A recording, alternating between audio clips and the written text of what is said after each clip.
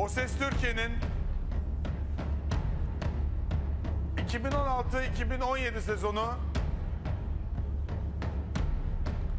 şampiyonunu açıklayacağım.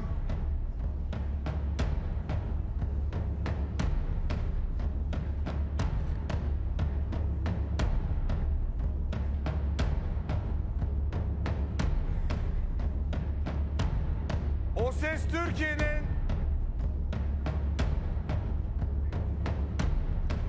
şampiyonu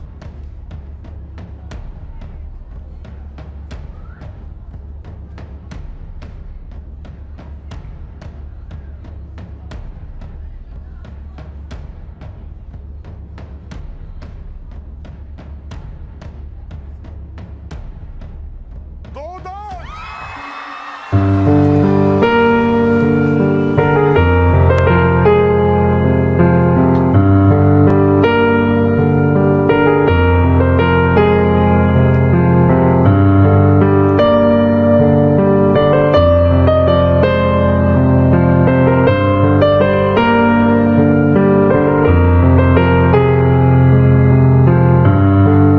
2017 Hadisenin zaferi, şampiyonluğu kutladık.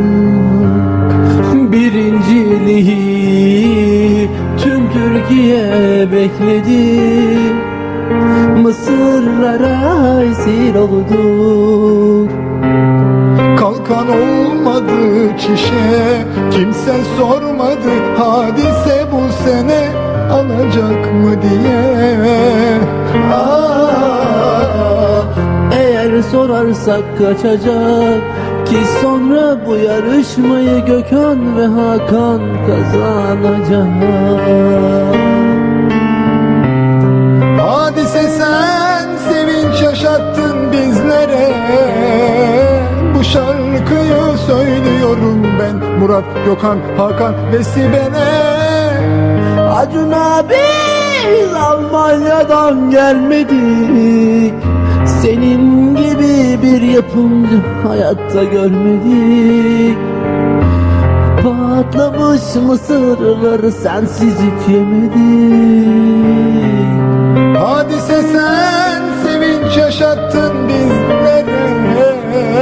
Bu şarkıyı söylüyorum ben, Gökhan, Hakan ve Murat, Sibel'e.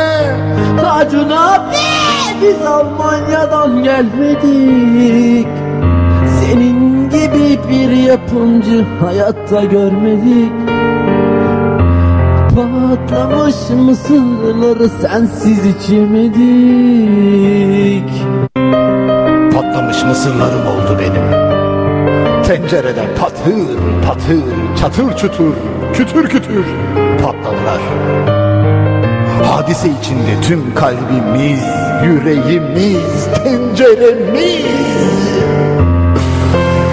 Yemek ve kalkmamak için kovalara koyduk. Hadise bu sene senin için mısırlara esir olduk.